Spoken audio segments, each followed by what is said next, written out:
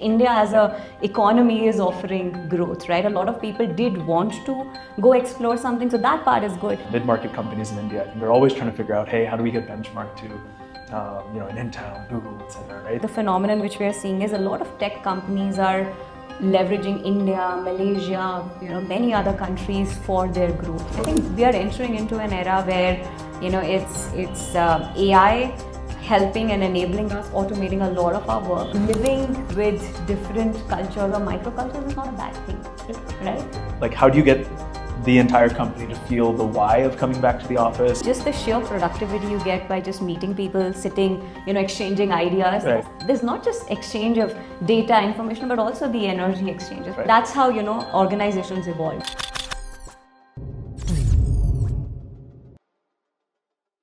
Hey everybody, welcome to another great episode of Close the Loop. Really excited. We've had folks from many different companies, and today we get to hear from one of the juggernauts. Deepti Duggal's been a director HR at Intel. She's had a career spanning 15 years at Intel, and so I think we get to learn a lot about what that journey has been like, specifically post-pandemic. How does a big tech giant really adapt post the pandemic and evolve to kind of new styles of working? We're going to learn about specific people initiatives that Deepti has run at Intel over the course, and touch on a bunch of different things, including their career growth philosophy, the role of HR in developing company strategy. So really excited to have Deepti here today. Thanks, Deepti, for joining us. Thanks, Ryan. Very happy to be here. Yeah, cool. So you've been at Intel for 15 years, right? And so I think would be amazing if you could just walk the audience through, not maybe every single step there, but broadly, what have those chapters looked like while you've been there? Every time I'm into conversations, I think one of the questions I get is that, hey, what made you stay with the organization for so long? And I think just at the heart of it, Intel has its people, core values of, who we are today. And I think each one of us kind of embody. And I think for me, when I joined Intel, crawling, walking, running with Intel. And I think over the years, it's been a journey where I saw the organization grow, from 3,000 odd people in India to now close to 12,000. And, how as a company, we evolved our practices. We made, our processes more centered around enabling the business to grow, new functions to come and, seed in India. I've had my career journey span across mostly business HR, did a lot of areas where I could do via gig, into legal, into comp and ben, into, campus hiring, and even a lot of exposure around APAC. I kind of did a swap. We call it job rotations, just to kind of develop careers. I went to China and, somebody from China came here to just kind of exchange talent, learn best practices from each other. Nice. This is 5th year of me, leading certain functions. And right now I look after all the sales and engineering teams with Intel, and happy to be part of the journey. No, that's really cool. And, I think a lot of people do look up to companies like Intel. Especially the broader world always has looked up, I think, to the big tech companies to say, what's the bleeding edge of people practices? I think, at least from the startup and technology world that we're in, or mid-market companies in India, I think they're always trying to figure out, hey, how do we get benchmarked to, an Intel, Google, et cetera, right? So, and a lot of people are thinking about now, we're well after the pandemic. So I don't think we're talking about COVID anymore, thank God. But we are talking about, the role of offices in the workplace, these types of working models. How have those conversations gone at Intel, and how do you guys see what you're doing maybe relative to other tech companies, larger tech companies?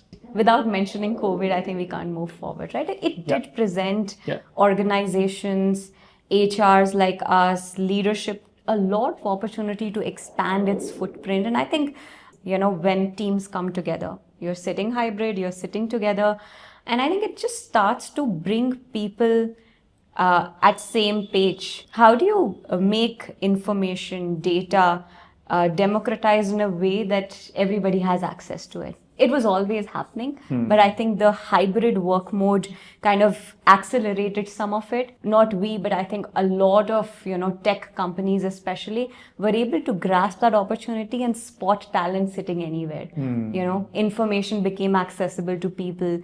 A lot of other phenomena that kind of sprung up is just hiring from different tiers in India. Right? I mean, there were set colleges, but when pandemic comes in, internet is accessible to everybody, right? And that's when you kind of hop onto it. Even today, the phenomenon which we are seeing is a lot of tech companies are leveraging India, Malaysia, many other countries for their growth, right? Yeah. And that's just because, these hybrid models or remote working opportunities kind of kicked in.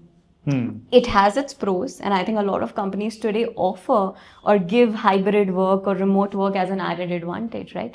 Over the years, and I think post-pandemic, everything, anything constant is not going to go for very long. And I think a lot of companies did start probing that, hey, how do we accelerate, productivity, how efficiencies can be built in. I don't think there are very scientific studies about it, but I think there's a lot which is shifting as we speak, where a combination of hybrid or, maybe coming back to office more than, just 1 day or 2 days as a phenomenon is kicking back. There's been in news, right? And this has been for last many, many years about moonlighting, a lot of employees starting their own gigs, and I think it's fantastic. India as a economy is offering growth, right? A lot of people did want to go explore something, so that part is good. But would you do it at the time of your company's time or their resources? I think that's like a where new challenge. Exactly, that's where the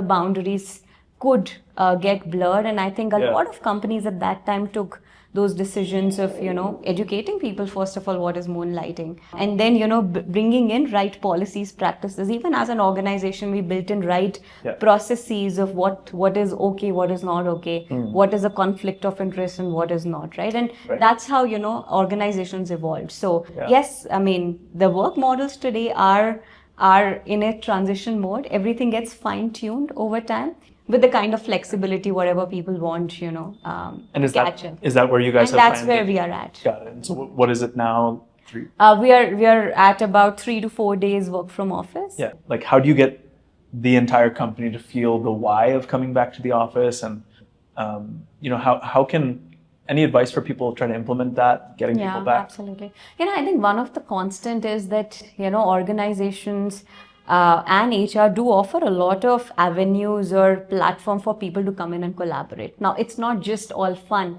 but I think just the sheer productivity you get by just meeting people, sitting, exchanging ideas. Right. There's not just exchange of data, information, but also the energy exchanges, right? I think people do value that. I've heard examples, from the team that, we are just a team of 7. I mean, it's like a very small, mighty team in one of the organizations we support. And they're like, we just love coming to office because that's where the magic is happening. Having meetings which are with good agendas.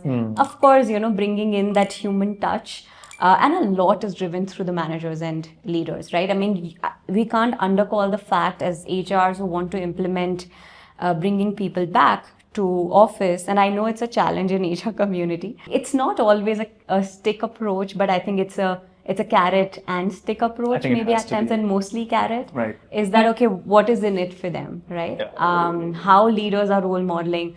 Are we kind of having them role model and, start doing important meetings more face to face, which kind of automatically sets the stage. And I so very vividly remember during COVID, when we had to shift everything online, there was resistance that how are we going to do it? There's so much physical distance. And then, I miss the office. Yeah, we talked about, how we are bringing more, emotional, distance and, plugging those gaps by bringing people together digitally. And it was no longer, just the physical proximity. So I think every change takes time. And I think this is just kind of resetting to some extent. Yeah. I think that's a great, important perspective, is like, every change takes time. There are going to be early adopters and the laggards, and just know kind of who you're dealing with. And, absolutely. And I think you also mentioned a good point that make room for that human touch and that energy exchange. I think what we've seen, working with so many companies, is we say return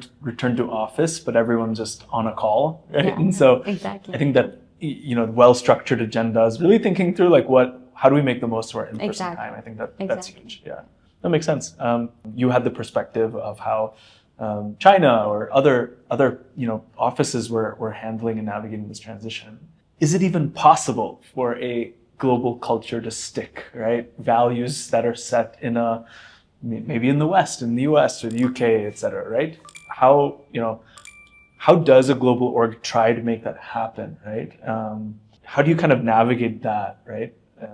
You mentioned earlier, global, local. Maybe if you can kind of just talk people through that.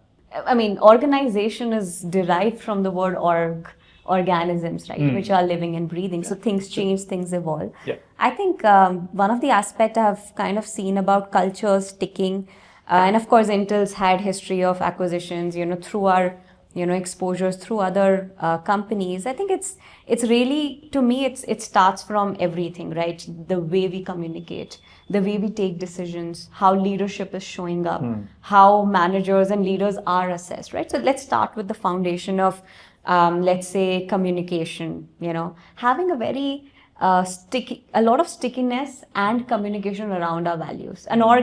Typically an organization will have a set of values and frameworks it operates with, right? Yeah. That's clear. And after that, what you are communicating, is it reflecting some of the values which we've set out to begin with? Today, for our employees, be it managers, leaders, the progression are all linked to the values. Each person at the end of the quarter or whatever cadence companies adopt are actually measured on those values. It's baked into your performance. Our rewards and recognitions are linked to some of the cultural aspects. So I think culture has to be reflective of everything we do, and I think that's how some of the companies' culture is more deep-rooted and stick around. So that's how the global values can really permeate here. And then what about kind of like local, like what makes Intel India maybe different, and how is that enabled? Absolutely. I think any org which we pick, they have presence. Companies are adopting their presence outside. And I think it's really about embracing. There is a culture and then there is a microculture. Living with different cultures or microcultures is not a bad thing, right? And I think that's where come in the glocalization piece. I like that word quite a bit because I think there is that bit around, okay, this is how baseline culture is. But at the same time, there are local nuances, there are, festivities, there are, sentimental aspects of maybe culture differences that come in every country or, different language. If organizations stop to embrace that, today, in offices in some other countries, local language is adopted. As long as your business language is English, it's okay, right? As long as there is no disruption. But if that's what kind of feeds to the audience, organizations should just have a right balance. And I think that gives people a sense of preserving their identity, yet, connecting very well and blending with the global. Right. That's more like honoring the natural diversity that's there as part of this big global mission, rocket ship. And then bring everyone together. Yeah, no, that makes a ton of sense. And I think, we just talked about culture and values at Intel. I think a big part of your journey there has been growth, right? Like you guys have grown so much. I'm sure, just like you, many others have kind of, had promotions, career growth while they've been there. What's kind of the organization's approach to career growth, and what's your specific philosophy on that? How do you encourage the business teams that you work with, sales and engineering, to do that? What are the kind of challenges? We'd love to understand, what does that feel like and look like today? I think one of the tools which I really enjoy leveraging is talent assessment. The 9-box grid, where individuals are on their performance and potential. What is it that they want to do? Are we upskilling? Are we growing them? Or they're ready for additional scope. And I think that kind of makes managers and employees, on the same page. And I think that's important. There are also having a good framework. Having a framework, right? I think that kind of sets that. Yes. The other aspect is, how we are seeing today, with just the change in demography of organizations, right? A growth for Gen X, millennials looked very different. Growth for Gen Zs, maybe soon alphas in workplace, is looking very different, right? I think it's really about the excitement, and are you fueling their passion, giving them the right piece of structure, yet free hand to go adopt something, that is something new, right? Yeah. A lot of times they want to charter their own path. And are we incubating their ideas? One of the initiative which at least I'm in particular excited is that bringing the tech community through gigs together. Senior, engineers and, technologists just kind of float around, hey, I'm trying to work on this gig.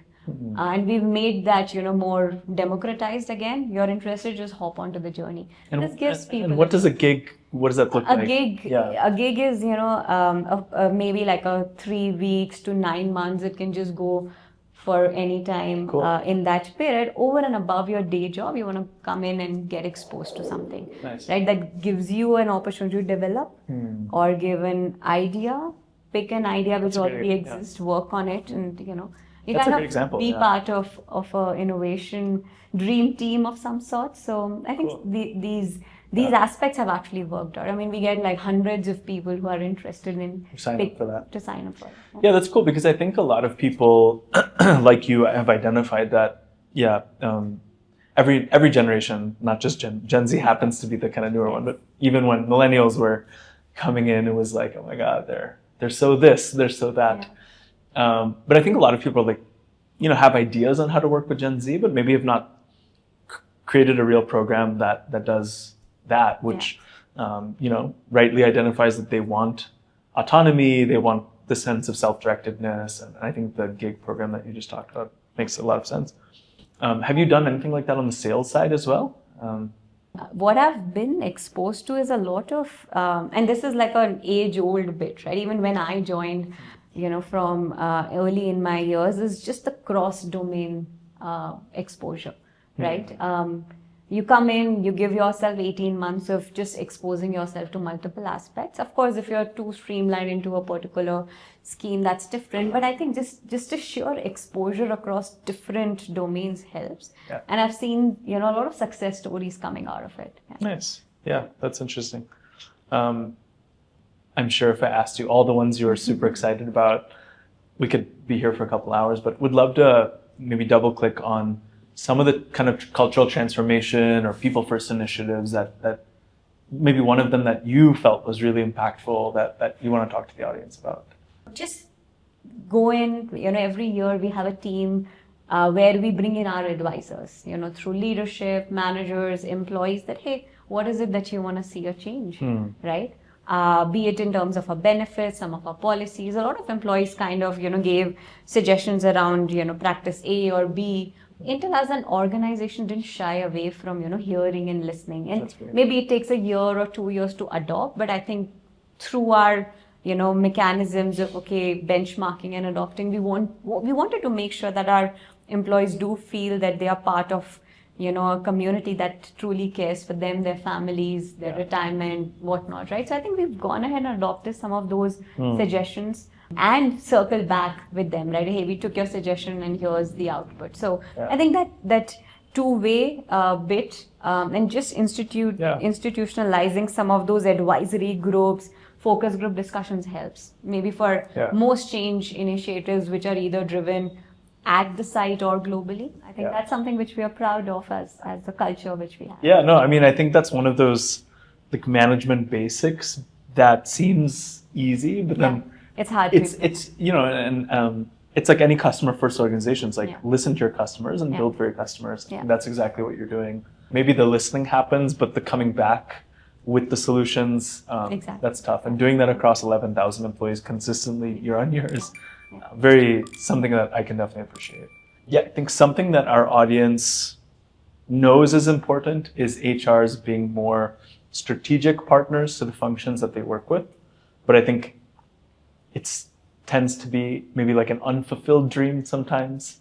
How have you been able to find a way to really be at the strategic table, working closely with business to develop strategy? What's that look like and what works for you? To me, I think it's not just about being viewed strategic or using the word strategy in what we do. But I think just going back to our basics and fundamentals of ensuring that you are enablers of business and you're pushing them to go do what's right for the org and its people. Many a times, when we say that, okay, as business HR, how are we embracing that role? It's really about knowing your business in and out, right? I think if I take on a new business, or I've seen successful HR take on and do the right thing, is just knowing the nitty-gritties of what business is at, what stage we are in, what are the organizational requirements, and how do we make it more better? Where is it headed, right? If you're supporting a sales team, okay, what's their market plan, right? What is their aspirational goal? What is your business partner or business leader you're supporting is most concerned about?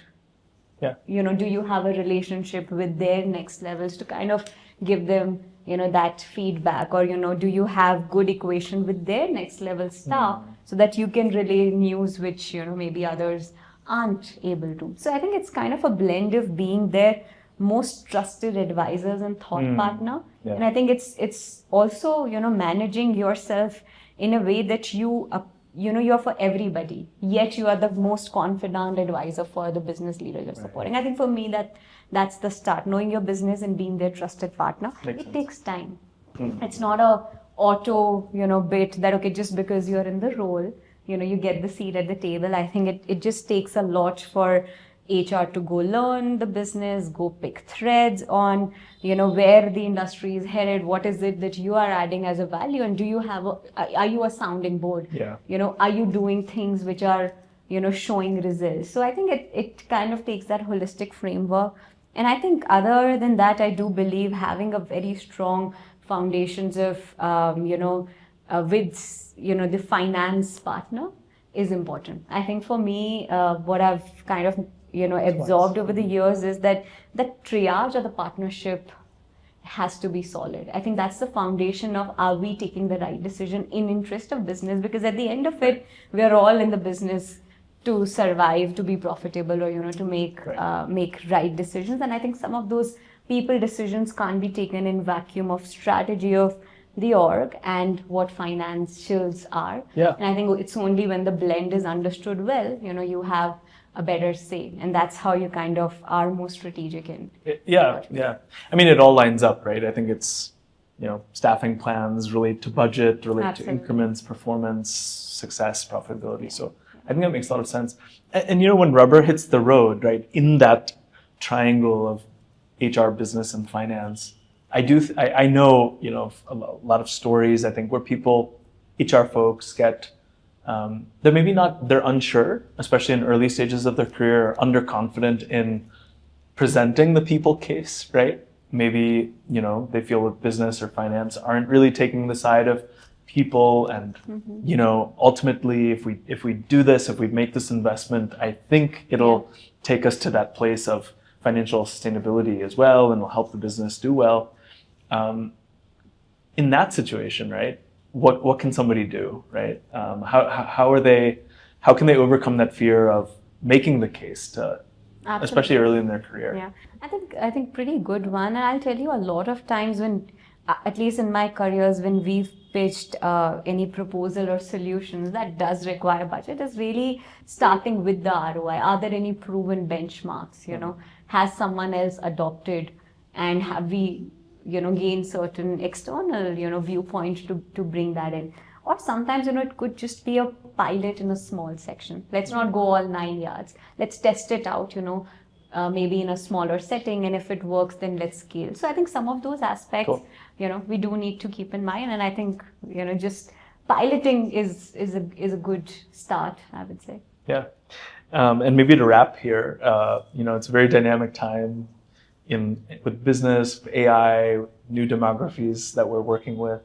What are you most excited about for the next couple of years? I think we are entering into an era where, it's AI helping and enabling us, automating a lot of our work, not just, in business. I mean, today I see business using, support tools to kind of enhance their coding and, whatnot, freeing up a lot of their time. There are fabulous tools, to kind of automate data.